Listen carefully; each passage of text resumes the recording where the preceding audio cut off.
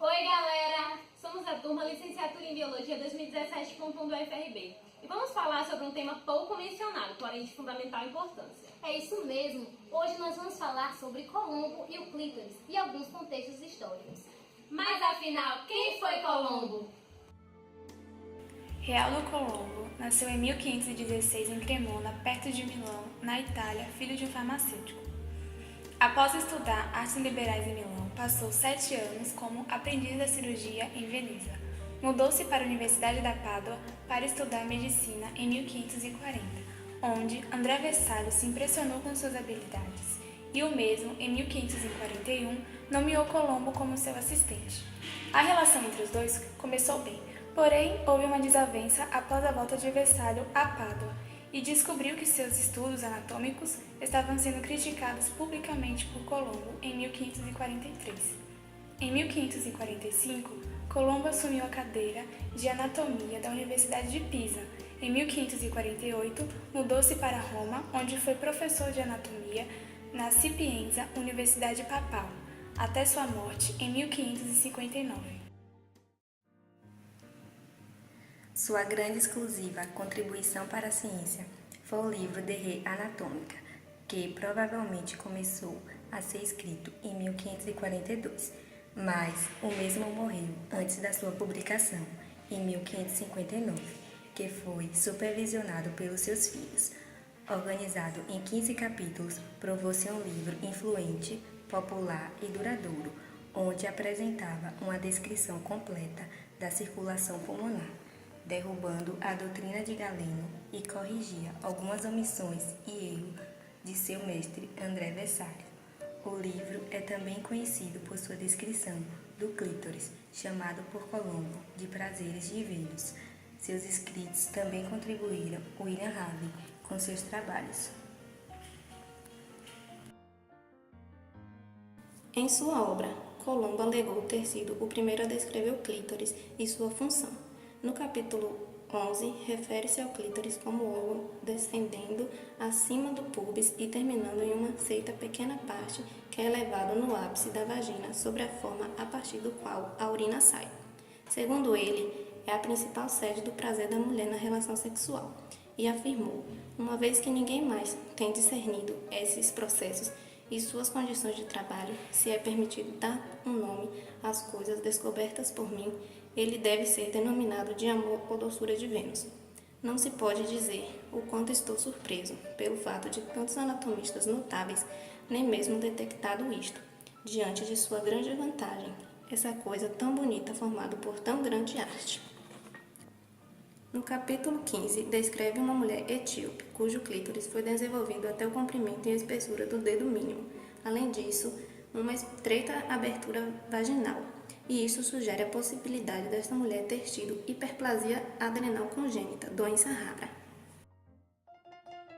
André Vessalio negou a existência dessa nova e inútil parte em mulheres saudáveis e considerou o clítoris uma estrutura patológica encontrada apenas em hermafroditas. Gabriel Falloppio, sucessor de Colombo em Pisa, afirma ter localizado e definido as funções antes de Colombo, pois era tão pequena e esta tão oculta na parte mais gorda do púbis que os anatomistas não deram por ela. Na realidade, nenhuma reivindicação era correta em relação aos relatos publicados. O clítoris já tinha sido conhecido por escritores gregos, persas e árabes em medicina e cirurgia, embora com equívocos sobre sua função. Por muito tempo, o órgão característico do prazer feminino era considerado análogo ao masculino. Os anatomistas do século XVI continuarão a reproduzir o discurso que justifica o sexo como variante complementar do masculino. Se todo o sexo feminino era uma forma simétrica do pênis, uma parte daquele, o clítoris, será concebido também como a forma reduzida do sexo masculino. O redescobrimento do clítoris e sua localização, como lugar privilegiado do prazer da mulher, serve como justificativa em determinadas etnias para praticar a ablação do clítoris. No entanto, há outros motivos para esta cruel operação. O médico bizantino Aécio justifica que o órgão atinge tal tamanho em algumas mulheres que pode causar deformidades e é motivo de vergonha. Além disso, é muito estimulador devido a roçar sobre as vestes. Esse foi o motivo pelo qual os egípcios acharam conveniente a sua amputação.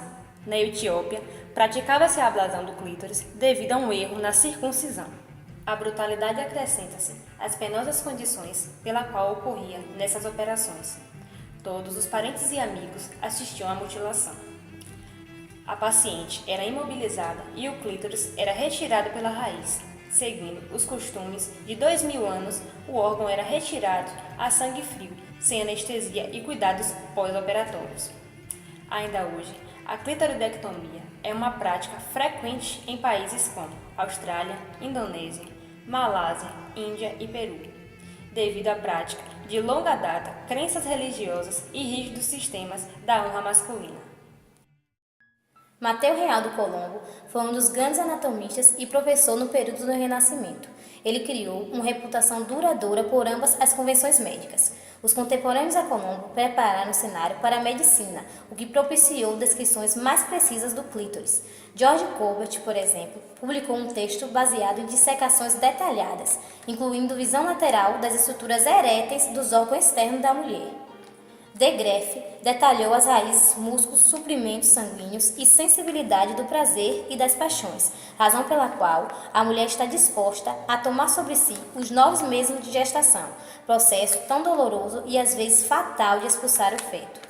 O clítoris ainda hoje é encarado pela maioria da sociedade como um tabu, que não pode ser visto, tocado ou mencionado sem que haja extrema intimidade entre os parceiros, o que justifica grande percentual de mulheres que não compreendem seu próprio corpo e não têm orgasmos.